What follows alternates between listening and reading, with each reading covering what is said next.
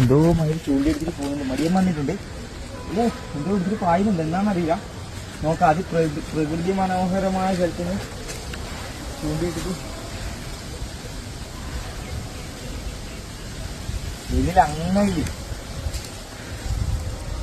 എന്താണെന്നറിയില്ല. എന്തോ ചെറിയ അത്യാവശ്യം സാധനമാണ്. ഇരുമീനെ കോത്തിട്ടിന്. ചെറിയ ഇരുമീനെ കോത്തിട്ടിട്ടാണ്.